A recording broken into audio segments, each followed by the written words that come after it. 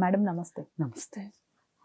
మోహన్ బాబు గారి విద్యా సంస్థల పైన పేరెంట్స్ అందరూ కలిసి కంప్లైంట్ ఇవ్వటం ఇప్పుడు చర్చనీయాంశంగా మారింది. దీనికి సంబంధించిన వివరాలు ఏంటి మేడం? ఇప్పుడు ఎప్పటినుంచో ఆ విద్యా సంస్థల్లో కాస్త ఇబ్బందులు ఉన్నాయి అని ఆయన ఒకప్పుడు శ్రీ విద్యానికేతనం స్థాపించి చాలా ఆదర్శంగా నడిపిన మాట వాస్తవం. అలాగే చాలామంది పేదలకి అక్కడ చదువు చెప్పించడం, అంటే ఉచితంగా చదువు చెప్పించడం లాంటి కార్యక్రమాలు మోహన్ బాబు గారు చేసిన మాట వాస్తవం. అలాగే ఒకప్పుడు కరాటే కళ్యాణి కూడా అన్నది, నేను పెంచుకుంటున్న కొడుకుని ఆయనే చదివిస్తున్నారు వాళ్ళ విద్యా సంస్థల్లో, అక్కడ చదువుకుంటున్నాడు అని చెప్పింది. ఇట్లా బాగానే ఉన్నా కానీ మొదటిసారి శ్రీ విద్యానికేతనం వ్యవహారాలు కాస్తంత నెగిటివ్గా వార్తల్లోకి వచ్చింది మటుకు 2018లో అనుకుంటా. ఫీజు రీఎంబర్స్మెంటు డబ్బులు బకాయిలు ఇవ్వలేదు అని చెప్పి చంద్రబాబు నాయుడు గారు సీఎంగా ఉన్న టైంలో వాళ్ళు ధర్నా చేయటం జరిగింది. అయితే అప్పుడు వచ్చిన గుసగుసలు ఏంటి అంటే, జగన్మోహన్ రెడ్డి వీళ్ళని చంద్రబాబు నాయుడు గారి గవర్నమెంట్ మీదకి ఉసికొల్పాడు అనేది కూడా, అంటే దానికి ఒక రాజకీయ అయిన ప్రాధాన్యత సంతరించుకుంది ఆ రోజు ఘటన. ఇంకా తర్వాత మరి ఆయన వచ్చిన తర్వాత, జగన్మోహన్ రెడ్డి వచ్చిన తర్వాత ఫీజు రియంబర్స్మెంట్ డబ్బులు బకాయిలు వీళ్ళకి వచ్చాయా లేదా అనేది ఎప్పుడు పెద్ద వార్త కాల. అంటే వస్తే వచ్చినాయి అని కానీ, ఆ గవర్నమెంట్ ఇవ్వకపోయినా ఈ గవర్నమెంట్ ఇచ్చిందని కానీ ఏవి చెప్పినట్లుగా లేదు. ఒక రకంగా ఏమవుతుందంటే, ఈ ఫీజు రీఎంబర్స్మెంట్ డబ్బులతోటి హాస్పిటల్స్ కానీ, ఆరోగ్యశ్రీ రీఎంబర్స్మెంట్ ద్వారా హాస్పిటల్స్, అలాగే కాలేజీలు ఈ ఫీజు రీఎంబర్స్మెంట్ ద్వారా ఈ కాలేజీలు బతికి బట్టగడుతున్న మాట అయితే వాస్తవం. వాటికి కాస్త అప్పుడప్పుడు మాకు నష్టాలు వస్తున్నాయి అని చెప్తుంటారు వీళ్ళు. అది ఎంతవరకు వాస్తవమో తెలియదు కానీ వీళ్ళకి మట్టుకు గవర్నమెంట్ సైడ్ నుంచి డబ్బులు వచ్చేదైతే వాస్తవం. సరే, ఇప్పుడు వీళ్ళు ఏం చేస్తుంటారంటే, ప్రతిసారి ఏదో ఒక అన్వేషణ చేస్తారు, ఒక కొత్త మార్పులు తీసుకొస్తారు. ఈ మార్పులకి ఈ అన్వేషణకి వెనకమాల రూట్ కాజ్ ఒకటే ఉంటుంది. అదేంటి అంటే డబ్బు. అసలు మేము విద్యా సంస్థలు ఎందుకు పెట్టాం? అసలు విద్య అంటే ఏంటి? ఏదో చెట్టు కింద అడవిలో కూర్చోబెట్టి పాఠాలు చెప్పటం అనుకున్నారా?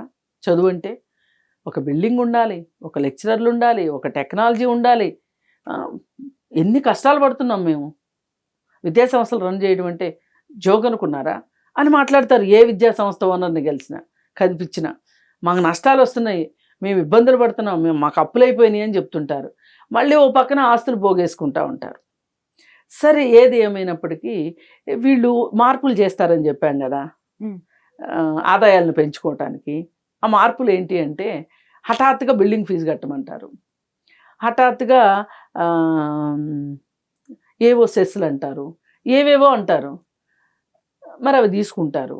అలాగే డే స్కాలర్స్ ఇంటి దగ్గర నుంచి బాక్సులు తెచ్చుకుంటారు.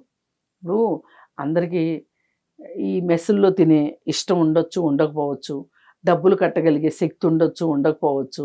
డే స్కాలర్లు ఇంటి దగ్గర నుంచి తెచ్చుకుంటే అబ్బెబ్బే కుదరదు, అట్లా మీరు ఇక్కడే తినాలి, ఆ మెస్ బిల్లులు కట్టాల్సిందే, అవి మాకు లాభాలు అవ్వాల్సిందే అనేది ఒకటి. అలాగే సిబ్బందికి, అంటే టీచింగ్ స్టాఫ్కి కూడా జీతాలు సరిగా ఇవ్వట్లేదు అని మాట్లాడుకుంటున్నారు.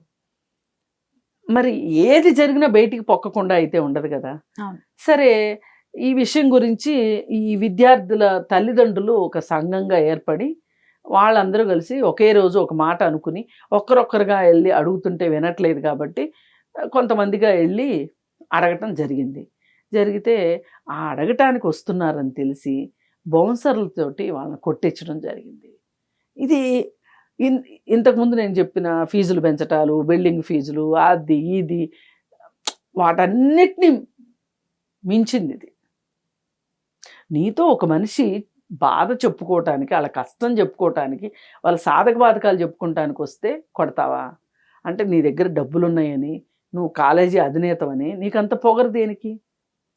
ఇలా చేసిన తర్వాత ఇక వాళ్ళు ఇలా కాదులే అని చెప్పి సాంకేతిక విద్యా మండలి ఉంటుంది, అఖిల భారత సాంకేతిక విద్యా మండలి.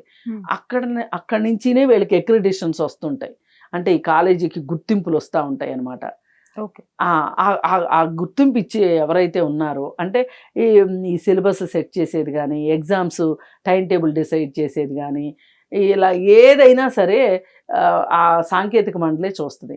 వాళ్ళ దగ్గరికి వెళ్ళి కంప్లైంట్ చేశారు వాళ్ళు తల్లిదండ్రులు. ఇది ఒక రకంగా సిగ్గుచేటు. ఇవి విద్యాలయాలా, లేకపోతే అనధికార పోలీస్ స్టేషన్సా? ఈ నిర్బంధం ఏంటి అసలు?